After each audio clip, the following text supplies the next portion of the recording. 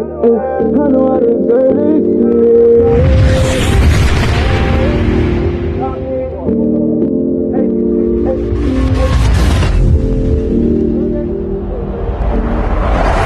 To the Eric J. the Great podcast show. We got a special guest on the show today.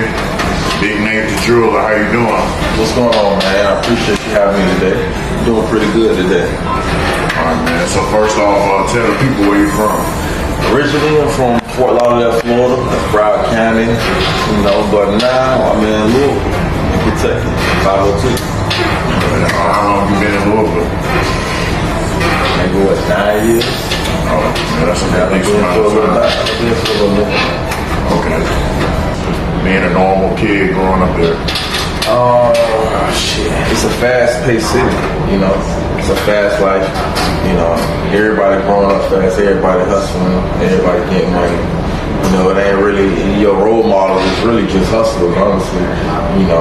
If people, you lucky if your uncle made it in the NFL or something like that. But other than that, everybody just hustling. It's called Stunner City. That means you gotta get to the bag. Any means necessary. You feel me? It's 15 minutes away from Miami, 15 minutes away from Palm Beach. We right there in the Diamond Coast. It's whatever. Like, I think kids grow up there a little more advanced. I think because they got to hustle now, because they ain't got parents that's loving. They ain't a family environment per se. So you're not gonna get support from family, but you don't get support from the streets. You're gonna get support from your homies, your block, your hood, whatever you're repping. You feel me? It's that type of situation. You had a two-parent household. Any siblings growing up? Oh, I didn't have a two-parent household. I had my mom, a single mom, but it was kind of like mixed. I lived with family members too as well growing up because my mom was in prison at an early age when I was a kid. So, we missed some years out or whatever. But I do have a sibling. I got a brother and I got a sister from my mother as well. Activities when you was younger, did you play any sports or anything like that? I played football, as far as sports, but I was more into building stuff, if that makes sense, like art, drawing, creating, science, chemistry, I was more into stuff like that. It was a little different for the area, but it's just something that I was already naturally good at. Okay. You graduated high school. What did you do when you graduated high school? Went to college, didn't you? So I didn't graduate high school. I actually stopped going to school when I was in the 10th grade. I didn't go to college or anything like that. All my knowledge I have so far is all in self. Self-studies. I've taken good classes, to teach myself things that I didn't know. But, it's all been self. Okay. What previous jobs did you have before you got into jewelry? What else was you doing? So before I got into the jewelry business, I used to do tattoos. I had a tattoo shop, and I had a marketing company, and I had some other businesses that I had going on. So that's what kind of helped me be able to finance even getting into the jewelry business. So I was doing that for a while. I probably started tattooing when I was 13 years old. So I tatted up my whole city.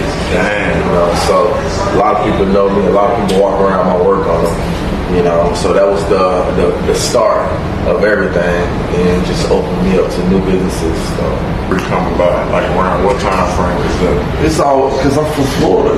It's always been a gold tee, big gold chain thing. If you ain't got a Cuban link, you ain't got no gold, you ain't doing that. You got to go back out there and hustle a little bit harder. So it's always been a fascination for gold and diamonds and everything. Everybody, even my uncles, everybody I looked up to, they've been draped in gold and diamonds. You know what I mean? So it was just something that was just a natural love for me. So I always had interest in that. And then, like I say, being in the streets, you're going to learn about gold. I learned about gold and the value of gold at an early age. So, I knew that, okay, I got gold, I got money. So I just translated that into a business now rather than in the streets. My first shop, it was here. My first place of business, I had a little small office I was renting out on Cane Run Boulevard. And, I was meeting people there, and, it was a start. It was cool. All right, so when you first started, man, where did the elevation come? What took you to that next level? think what elevated me is just investing in myself. You know, if I didn't invest in myself, I wouldn't be where I'm at now.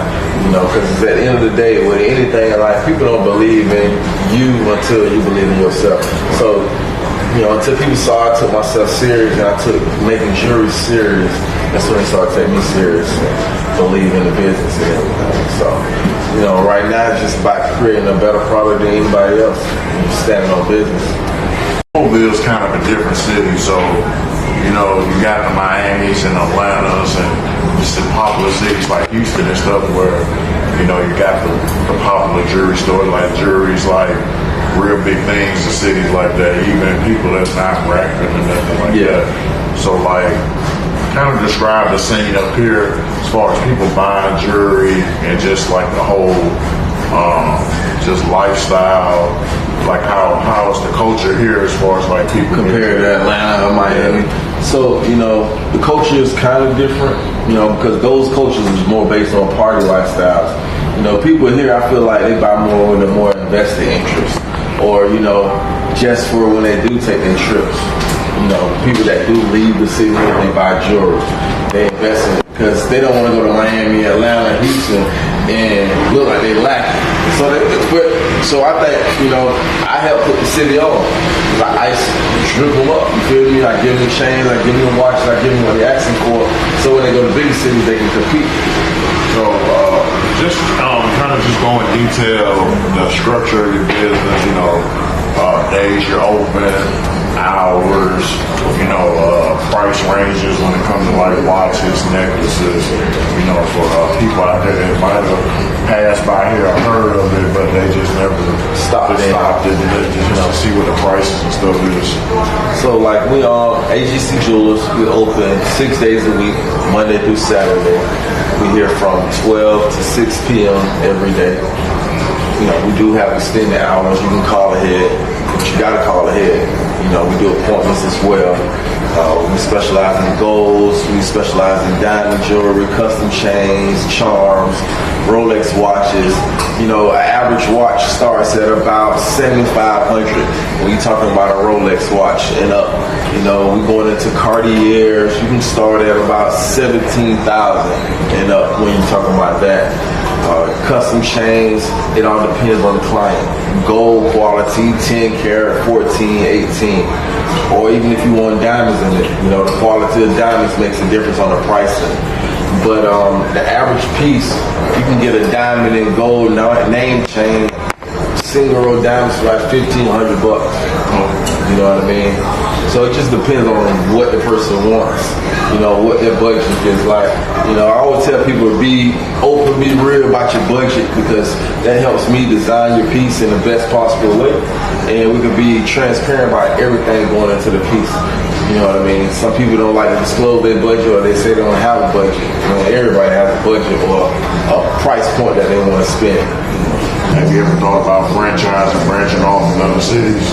Yeah, that's actually the plan right now. We're working on a couple of new locations. We got something we're opening up pretty soon. I haven't really been putting it out there like that because I just wanted to wait on all the details. But I know that it is a for sure thing. We got the building, we're doing the build out. So the business is growing and we're definitely hitting more cities. You're going to see us in a little bit, man. You're going to see us everywhere a lot. Absolutely. Into the jewelry game and want to become a jeweler, just kind of list the pros and cons that people don't know that come with the jewelry business. You know, first thing I'm gonna say is invest in yourself, man. You know, you gotta believe in yourself. This is something you really truly want to do. You know, it's a lot of pros and cons come with this, a lot of good and bad. You know, you're gonna be anybody starting gonna be a first generation jeweler. So you have no history of selling jewelry. Nobody know you or your family for selling jewelry. So, you know, the biggest thing is trust. You know, stand on business, give a person what they supposed to get. That's the number one rule in this business. And you'll be all right. Once you build that trust, you're gonna establish clientele and it's gonna grow. You know, but if you just out here trying to make the money, you just worry about making the money, I pray for you. You know what I mean? Because, you know, it ain't just about the money. You know what I mean? It's about people. You're in the business of people. You servicing people, you giving them something of quality. But if you just out here getting money, yeah, the business not gonna go too far.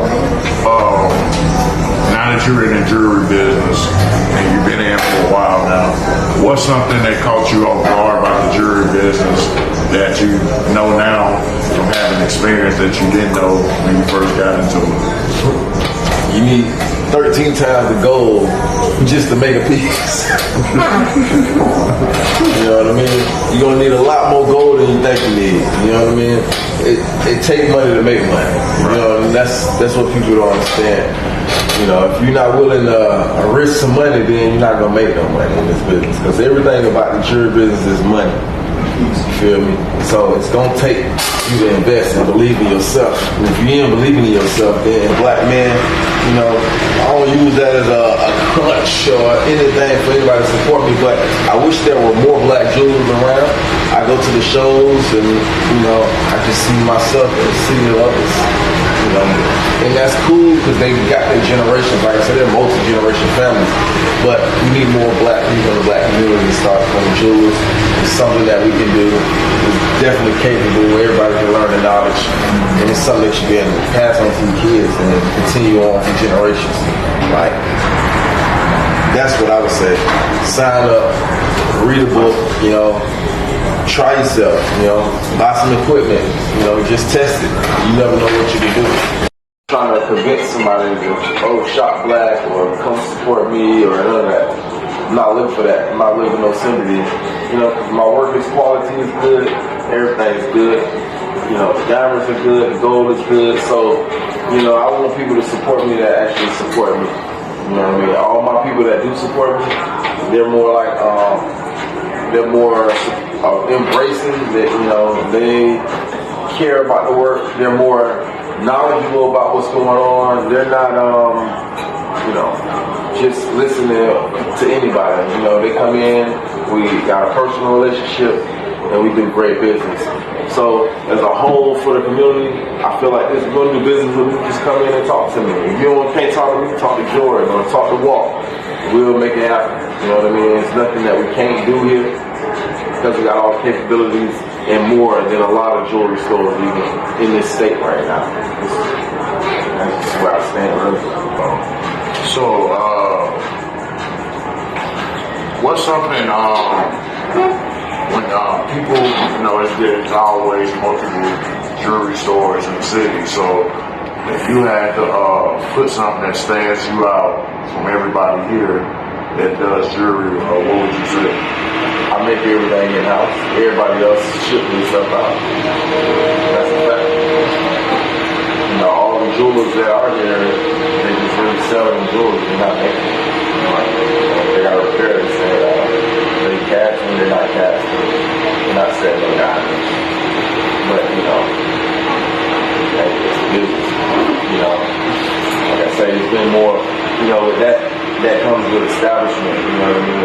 They've been here longer, they've been more established, they got multi-generations of people just selling jewelry, so now they have to come on and sell it. But where we as agents and jewelers all go customs. We specialize in custom jewelry. You know, so whatever it is you want, we're gonna make it here. You know, whatever your ideal is, we're gonna make it. You know, it ain't gonna be no, we don't know, we're gonna make it happen. Short and long term goals, what you want to accomplish? Short term, my short term goal is to open up the new stores, expand the brand, take it to the next level, even merchandise it, you know what I mean, get more people fond of the brand, wearing it and everything. You know, long term wise, you know, my plan is once everything is established, I do plan on opening up a school and educating people and teaching different classes so they can learn how to do jewelry and how to go and have a nice, successful business plan based on my experiences. You know, so that's pretty much what I'll be aiming to do in the long run. Just people, how do you want people to perceive you? You know, I'm just a self-made brother. I'm a businessman. I stand on business. You know, I'm here every day. I work just as hard, maybe more hard than anybody else in here. You know, it's my business. I'm the one that's responsible. And, you know, I'm going to be here. I'm going to be responsible. You know, I'm always able to be found. Academy. We're here 6 days a week. Just pull up. You know, come talk to me about anything. You got questions, you come hit me up. You know, I don't mind. You know, and that's just how I'm going to pursue me. You know, I'm out here, I'm open. You know, I ain't friendly, but I'm open to, you know, I'm open to talk. I'm open to network. I'm open to, you know, if it makes sense, we can make something happen. You know, if y'all want to find me, y'all can follow me now, Big Nate the Jeweler. You can look up AGC_Jewelers. You can follow Ongo Customs. You can follow my guy Jeweler Jordan. And you got AGC Walk. Lock us in. You know, or even go to the website allgocustoms.com. Send me an email at allgocustoms@gmail. You know, I'm always on there. I'm always responding. So just hit me up. And final words, man. Anything else that you want to let the people know that you got going? I got coming here in the near future, and just a positive message for anybody out there that's looking to go down the same journey that you went down when you first decided you wanted to become a jeweler. You know, as far as business-wise, you know, I'm looking to go ahead and provide wholesale services to the public. So we're gonna work on those prices. We're gonna get everything down so everybody can enjoy the jewelry and shine good. But you know, anybody that's interested in getting into this business or any business or whatever you got going on in your life, man, don't quit. Just keep going. You know, as long as you stay down and you invest it, you're gonna flourish. Feel me? It might take a couple winters, might take a couple summers, no matter what. As long as you believe and you grinding towards that goal, it's gonna happen. So just stay focused. Everybody not gonna believe, but it's your job to make them believe.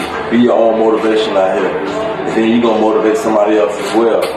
So just keep it going, don't quit. That's just my message. Man, this concludes another episode of Eric J. The Great Podcast. I appreciate Big Nate coming on the show.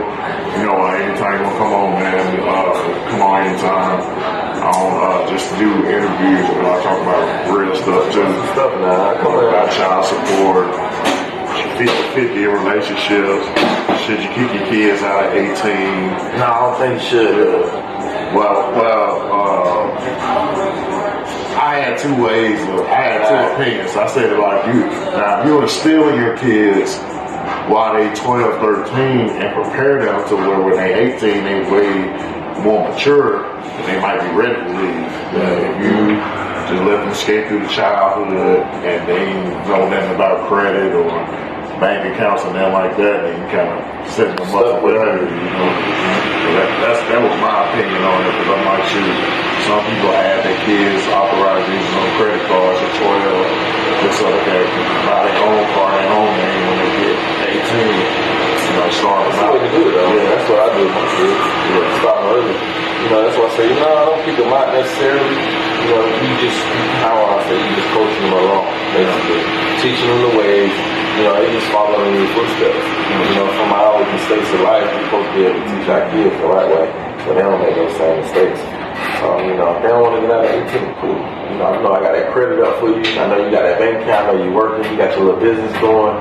Yeah, you're all right. You're doing good. You know what I mean? So the next step now is to get you to buy your property, to get you a house, get you something, keep you some income coming in. You know, you don't even necessarily have to live in it. I ain't kick you out yet. The Bubba Dub interview dropped. Yes.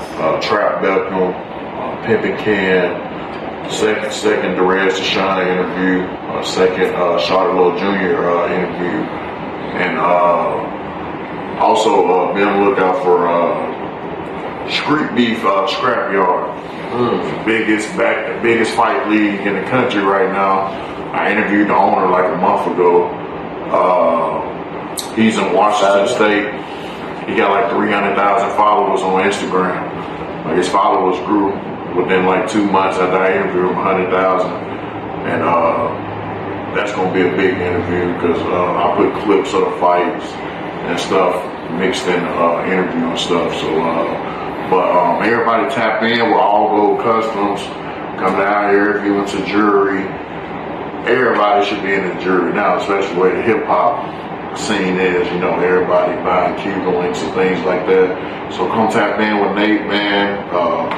You know, if your credit right, you know, you finance it, or if you got the money to cash out, just come cash out. Just come see what we got. We got to normalize supporting our own people, you know, supporting people that you can touch. You know, a lot of times we support a lot of people that we see on the internet that we, 9 times out of 10, you're not going to see in your lifetime unless you see them at a concert or event or something like that. So just normalize supporting the people you can touch. You know, I say that every episode, whether that be an up-and-coming music artist, up-and-coming business owner, whatever the case might be, because, you know, when they get to where they going to want to go, you're going to regret. It's going to be like, now he's fast to do the Kroger 5-6 times a week. And he used to speak to him. Now, the dude, a multi-millionaire, you know what I'm saying?